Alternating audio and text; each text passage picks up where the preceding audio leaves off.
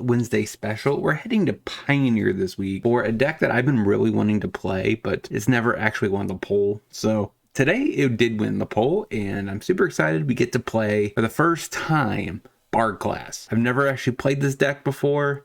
As soon as I started playing Pioneer heavily, like this deck kind of died, and it became obsoleted based off of what, the other top tier decks. And of course we got this new Hajar, Loyal Bodyguard. Let's see how good this card is. I'm kind of worried since he's 35 cents. That means he's been out and he's been determined he's bad. Hope not, but we'll see. The deck has a decent amount of Planeswalkers. We have 8 in total. We have Domri, which is my favorite Planeswalker character, totally. Xenagos, it seems okay. We have a Chariot for mid-range. Mox Amber seems pretty solid in this list, since every creature in our deck is legendary. We have Bard class, Oath of Nissa, so we have a decent way of digging and making our spells free. And then we have a Braid in the sideboard for a little bit of removal for Greasefang, as well as destroying a Parhelion. We have 2 Alpine Moons for the Lotus Field matchup, 2 Flame Blast Bolts as a decent removal spell out of the board. I think it's pretty good, especially since it does exile the Phoenix permanently. We have 2 Cages as a decent way of preventing Coco-based strategies, as well as target. It should stop. No, it does not stop. It does not stop Greasefang. We have 1 Jangata, since everything in our deck is one of either red or green. So we are able to have a companion. That's a huge bonus. 2 Clothis in the board for Graveyard Hate. We have 2 Natural States as artifact and enchantment removal. 3 Rending Volleys for Greasefang for spirits. So, no further ado, let's see if we can compete in the current Pioneer format with Bard class. Hello, it's your host KebbieG. Don't forget to subscribe, hit that like button, also the bell notifications. Don't forget to check out the sweet stuff that's down in the description down below. Stomping Grounds, untap. I know this might be weird past the turn. I was really debating about this hand because we don't have Bard class in it. But yeah. Oh, while we top deck into it, so we'll play the Bard class. Attack. Hit you, pass the turn. Plays the tap land, passes. No land for us, I suppose. We will level that up. Should be able to play that for free. Go to combat, attack, pass the turn. Plays a Branch Walker. Reveals a Hissing Quagmire. Puts it into hand, plays a Hissing Quagmire, passes. Again, no lands. Okay. Can I play this? Yes. I think I put it for green. Uptick for red. Cast Burgy. That produces a red, but I don't think I can produce a green to get my 2 Planeswalkers down. We'll get Frisky, pass the turn. Probably should trade with this Belzerker. Yep. Alright, they trade. Cast another one. So we have a big creature for next turn. Pass the turn. So next turn we could play Xenagos. All right, pretty good start for Bard class. It's like black green. I didn't see any hardened scales or anything, so honestly I think we have a better mid-range package. Let's run it back. This is a decent hand. We'll see what he does this turn. Plays a tap land, passes. Another Mox Amber. Cast the Mox Amber. Play a tap land. Ship the turn. So I think I can get away with playing Bard class this turn, net pay into the Bard class. So we'll play that said Bard class. Pass the turn. Okay, so he blows up my Bard class. All right, seems decent. So Taker beats. So we can play that. If I play him, it means I can produce red. I might be able to get a little chain going on here, but not a lot. I do like the fact that this deck has a mid-range game. I can't produce green, so we'll just ship the turn. Like I said, I do like the mid-range that this deck has to offer. I mean, playing 1 mana 2/2s, 3 mana 3/3, 2 mana 3/3, that's all reasonable. Ravenous Chupacabra kills my Burgy, gets Frisky, take it down to 12. All right, another 2-drop. Play the first 2-drop. Play the second 2-drop. Play a new Mox. Keep the new Mox. Tap it for Oath of Nissa. Get Xenagos. For next turn, get Frisky with the 1-drop. If we trade it for a 4-drop, that's fine. We move up on the mana curve, right? So he does make the exchange. I guess it's even, right? Because he killed a 3-drop and a 1-drop. And he's a 4-drop. So I guess that technically Mana value wise is equal tempo. Questing Beast. All right. Get attacks. So I have an option here. I could double block and then Xenagos. If I attack back, that's 5. Okay. We will offer the trade of Hajar. Through a land. Play the land. Tapped. Red, green, whatever. Xenagos. Agree to 2/2. Pass the turn. Can't kill the Questing Beast. That's ironic because the 2 or less clause. That's interesting. I think Questing Beast got us because he's going to hit our face. And I never can attack back because this thing has vigilance. There goes my Xenagos. And we top deck that, which I can get Jengatha, but that just doesn't do anything. So we need to be able to answer a Questing Beast. Do we have anything in our deck that could do it? I just don't see anything, so run it back. Stomping Grounds, tapped. Go. Tap land for the opponent. Passes. Play Forest. Play a Hasty. Satyr. Hitcha. Next turn we can play a Domri, depending on what happens. Burgy. Interesting. Put that on red, I suppose. Play Burgy. Go to combat? Assuming Burgy resolves. Okay, he kills my...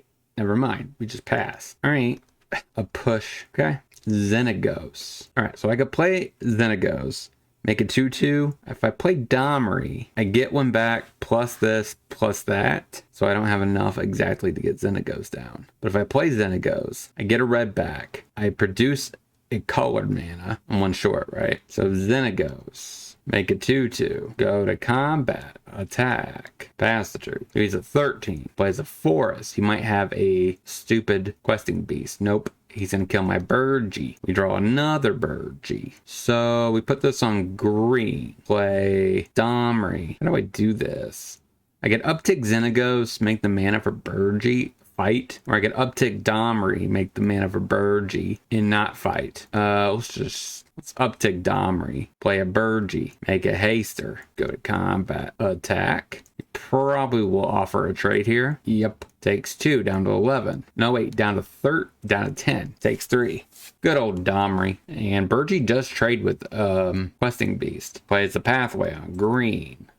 Gem Razor. Okay. Play Mox Amber. I guess make a 2/2 or 3/2. Fight. That way he doesn't get to just block a Satyr and keep his threat. I don't think I play the other Domri. It doesn't seem like it's valuable. So we will attack. Hit you for 6. Down to 4. Fatal pushes 1. Takes 3 down to 7. He needs something this turn. Another Gem Razor. Plays attack Enuma. Goro. We'll play the Goro.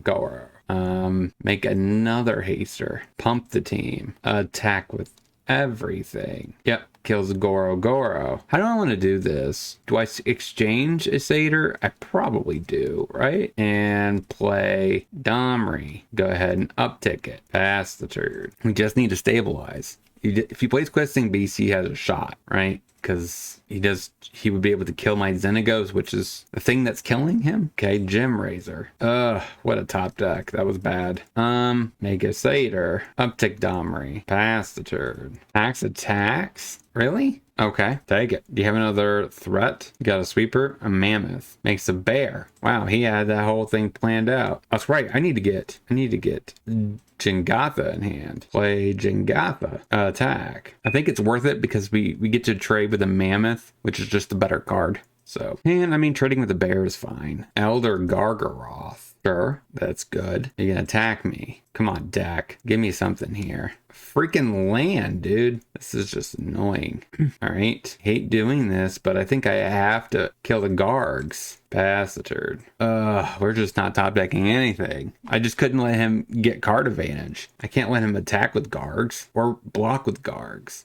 This is bad. Yep, I think he's got this one. We just did not draw very well. Top decking him but lands. Maybe I should have played the horn. Then again, I think I'm dead, right? If I did that. 3, 6, 10. I'm not exactly dead, but if he would draw a Questing Beast, I would be dead. Yeah, I just don't see how we can get through this one. I mean, how do I do this? So we know he's gonna make another bear, right? So I can't get in. I think I just take it. Down to 7. Here comes the bear. Xenagos. Oh, that's just so bad. Xenagos is just not good. It's not good enough. Make a satyr. Pass the turn, because we can't draw anything of relevance here. Pass the turn. So he could trade here. I guess I trade here. I don't know. I'm just dead. Yeah. I just can't draw anything. So, alright. 0-1 with the deck. Let's get into the next. Play Bell Striker. Go. Zergo. So I think next turn I play Hajar and then play Gallia the turn after. We do need to find lands. That is a thing. Go to combat, maybe. Attack. Altar of the Brood. Must be a combo. Mills us. We painfully. Oh, that was painful. Okay. We go attacking. We will say yes. We need lands. I guess Mox Amber is technically a land, but not enough to do anything. We drew a Bark-Glass, so that's good. Another Altar of the Brood trigger. Mills a Bark-Glass. Plays a Fable of the Mirror Breaker. Makes a token. We do draw a forest. That's actually kind of helpful. Play Bark-Glass. Green, red. Produce a free 2-drop. Go to combat, attack. Say yes. So we have lands now, and we got rid of a Gallia. That's fine. So we've got to pitch a couple cards, I assume. We got to pay 5 to make this level 3. That's a steep investment. Sahili. Altar of the Brood trigger. Gets rid of a pathway. That's good. We don't want to draw it. We need action. Fires of Invention. Gets rid of another land out of the way. Plays a Bolus. Alright, we throw a pathway away. And he mills a Hajar. So we put that on red. Play Burgy. How would I do this? Go to combat. Attack. Grow the team. See what happens. He trades there. That's fine. Dies. Alright. Sweet. So against Grixis. Again, nothing seems impressive here. We could go up some Clothis, down a Domri, down a Xenagos, run it like that. Hall of the Storm Giants. Mox Amber. Stomping Grounds tapped. Mox Amber. Go. Altar of the Brood. Tap land. Mills an Oath. We're fine with that, actually. We draw another Oath. Alright. Play a Mountain. Play Gallia. Play Oath and Nissa. Put a Hajar in hand. Go to combat, attack.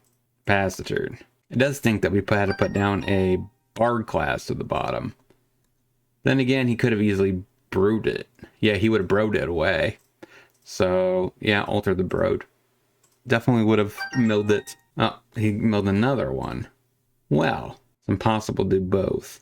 So let's just go ahead and play that, attack, pass the turn. He trades. That's actually good. He doesn't trade. Takes it. Right? Attacks. Okay. Block it. I don't care if he gets... I don't care if he dies. What do you gotta say now? I guess he's playing a Bolus. Fires of Invention. Narset. Downticks Narset. A Braid. Okay. So red. Boom, boom, boom. Uptick. Add red. Red. Cast Burgy. Go to combat. Hit Narset. Hit face. Bastard. Alright, he flips. I'm surprised that triggers it. Since I guess it does exile, doesn't it? Interesting symmetry.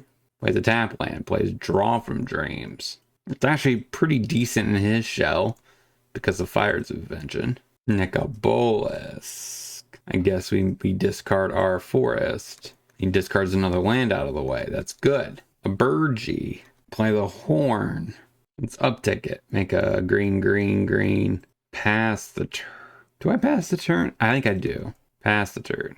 Plays a land. Mills a Gallia, which is fine because we can't even play it. I guess we would have pitched it away regardless and exiled. Plays Nicobolus. Probably downticks it. Destroys his Planeswalker. And the question is, what else does he do this turn? He abrades my Horn. Okay.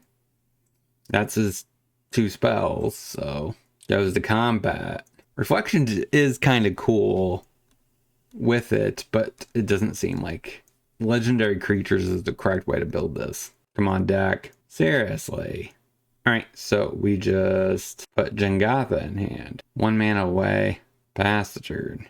We'll exile the Oath. Plays Narset. Down takes the Narset. Gets a Fatal Push. Draw from Dreams. So he's not going to be able to push this turn. So he's setting up for next turn. He does not have the ability to turn on the Hall. He could play a land this turn. Passes. We top deck another flipping land. Talk about bad luck. Play Jengatha. Plays Luxar. Saheeli. Is this an infinite combo? I'm not seeing. Okay, so it's copying itself. So it's just infinitely going to make enough copies to mill me one by one by one. Okay, so you only need to do it once. And then the token becomes an artifact, which means you can copy it on repeat. Okay, that is interesting. It's an interesting approach. There's definitely ways to be. This could be brewed better. We lost. Let's get into the next game. I think we bring in Rendering Volley. That should answer the altar. So does Natural State. Question is, can we afford it? Trim that down, run it like that, I suppose. Play the Forest. Geo. Blood Crypt. Untapped. Thoughtseize? Take Gallia? I mean, you either take Gallia or you take Hajar. Takes Gallia. Sure. Play Hajar. Pass the turn. Altar of the Brood. Plays a land. Domri. Play the Domri. Uptake the Domri. Go to combat. Attack? Pushes. Okay. Saheeli. That's part of the combo. Mox Amber. Green. Red. Tajar. Red. Mox Amber. Tagnar. Yeah. Targnar. Sorry. Nicobolas makes me pitch my other Targnar.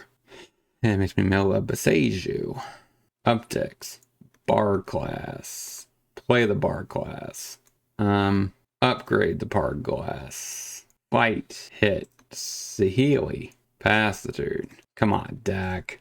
Clearly doesn't have the combo yet. This deck may be a little bit more powerful in Modern, where you can have Urza Saga to get Altar or the Lexar. Oh my god, he kills my threat. Well, that's just not polite, sir. Oh, I top deck a freaking land.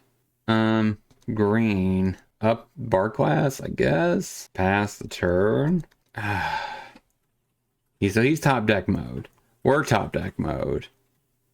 Oh my god. Is this gonna find his gift and he wins? Wow.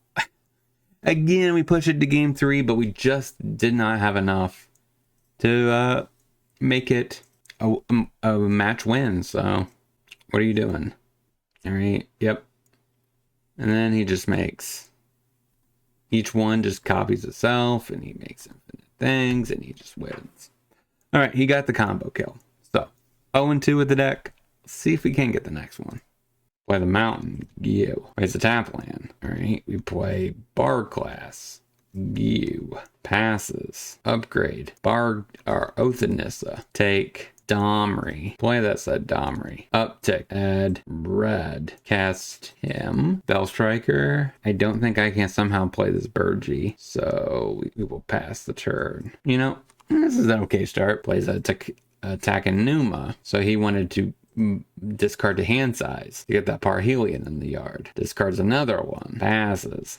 Play Burgee. Play Oath. Add a red. Keep the new one. Take Hajar. Play a free Hajar. Play Beseju. Pay everything into bar class. Attack. He jumps. Trades. It's fine. Question is, are we dead? We're not exactly dead, right? I mean, he could play Greasefang, get a Parhelion back, but we have a shot at winning next turn, I think. I mean, Parhelion's not the end-all be-all. He hits my Domri. Well, that's just disrespectful. All right, hits face. Sure. Down to 12, lose Domri. So we play Stomping Grounds. We'll play it untapped. So we'll play Burgee, and we'll keep the old one. All right, we have another legend. Yep, another legend. All right, we are going off. Goro. Yes, you and your stupid Parhelion. We still got the game win. All right, so we bring in Clothis, go down a Domri, go down a Xenagos, go back. Yep, not like that. Actually, we could bring in a Braid, go down the other Domri. Othanissa. Take, I guess, Stomping Grounds. Pass the turn. Otawara has nothing. Stomping Grounds untapped. Play Hajar. Go. He passes on 2 lands. Interesting. Play a mountain. Play Domri. Uptick that said Domri. Go to combat. Attack for 3 passage. Or 4. He must not have drawn anything he liked. 1 and 2 with the deck. Let's get into the wrap up. So what did we learn this week about Bard class for Pioneer? I'm kind of a little bit worried about the actual mid-range part of this said deck. I know a lot of people say that Targnar is one of the worst of the cards, but honestly, it is the most aggressive of the 2-drop guys. So the fact that he is basically an Anthem is kind of nice, but I feel like we're missing something to make this deck a little bit more aggressive, and I'm not exactly sure what is missing for that part. It is nice to have Mox Amber. We do have we have a few ways of making this enable turn 1, but it doesn't seem very likely that it's going to occur. Xenagos felt okay to me. There's not really, I guess, the -6, but then you have to keep upticking, and I never found really a reason to uptick Xenagos. So it was always to make the Satyr, which I guess is fine because it does get a boost from Gallia, but that's like the only thing it does. So I'm not exactly sold on this card. I do actively wonder if maybe another Ezekiel's Chariot is just the better choice, because I mean, you're essentially just making a bunch of 2/2s each turn.